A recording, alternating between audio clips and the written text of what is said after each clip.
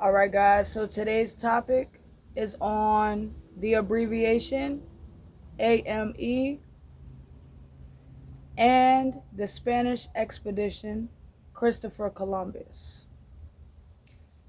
Now we're going to be starting with AME, which is the first three letters of America.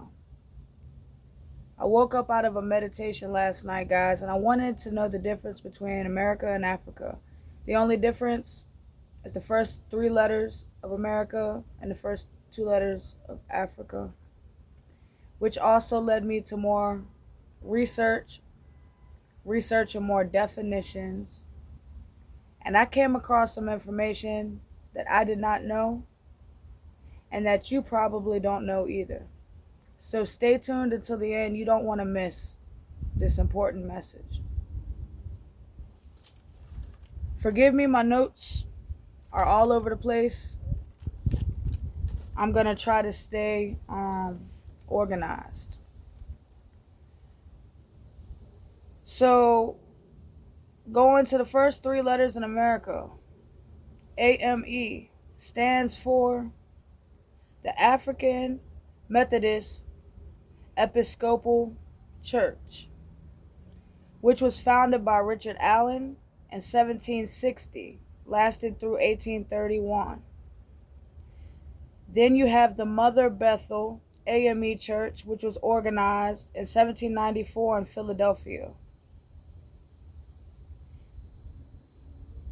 The African Methodist Episcopal Church in 1784 was in Baltimore. It lasted to 1939, which was the start of World War II, which eventually led to the Manhattan Project. So, the southern branches split over slavery in 1844. To satisfy the southern delegates, the church created a racially segregated system. Black members were placed into a separate race-based administrative unit known as the Central Jurisdiction, while the white members were organized into 5 geographical regional jurisdictions. Long story short, with the AME, the African Methodist Episcopal Church, is they took over the African churches. And if you know, the 5 regions are known as America.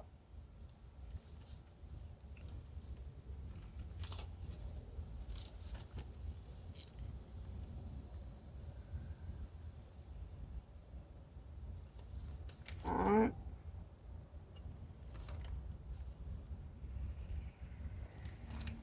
The pre-Clovis, before 13,000 BCE, archaeological evidence shows that humans, the first humans, which were dark-skinned people, lived in the Americas much earlier than the pre-Columbians had arrived.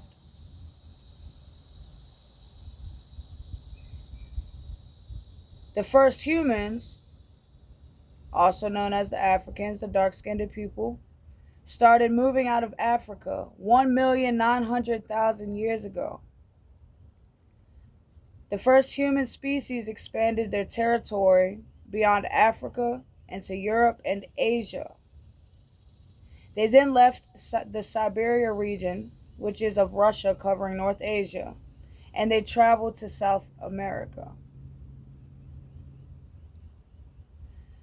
The early humans crossed Siberia into Alaska first. Dark-skinned people.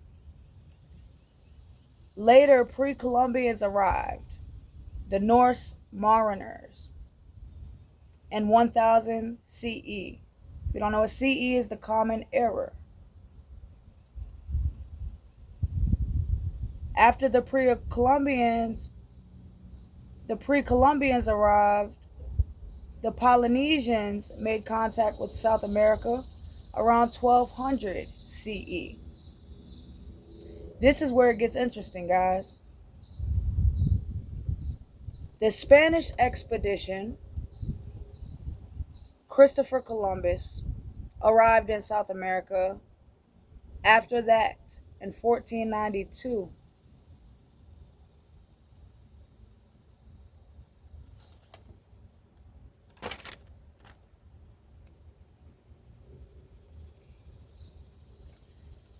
and guys, all you have to do if you want to do your own research, you can ask Google or AI, do Americans know that Christopher Columbus was Spanish? It's going to respond and say no, most Americans do not know Christopher Columbus was Spanish because the historical consonants and standard U.S. education teach that he was Italian, specifically born in Genoa, Italy. Though DNA analysts have proved with his remains that he is Spanish and European. And to top that off, guys, he was fighting for the Spanish crown. This was a total Spanish expedition when Christopher Columbus arrived. To further prove those are facts, the Spanish control of America ended in the 19th century during the Spanish and American War of 1898.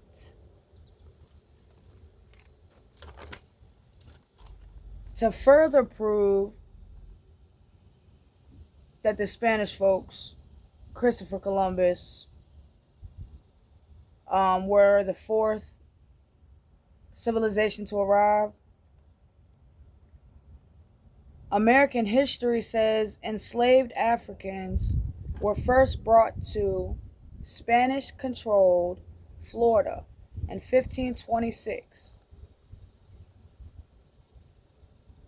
Only 20 enslaved Africans arrived in the British colony of Jamestown, Virginia in 1619. They could not control the people like they said they could.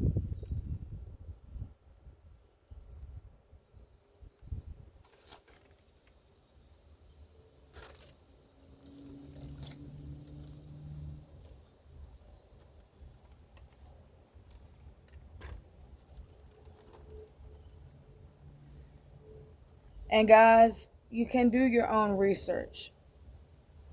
Another question that I asked Google or AI was, what was the first colored people to arrive here on Earth? And it will tell you dark-skinned people. They already were here before the pre-Columbians, which were the Indians, before the Polynesians, and before the Spanish expedition, Christopher Columbus. Please share the truth, and we know the truth hurts. The sun shines equal on all people. You broke people's boundaries when you put up walls. Take down the wall.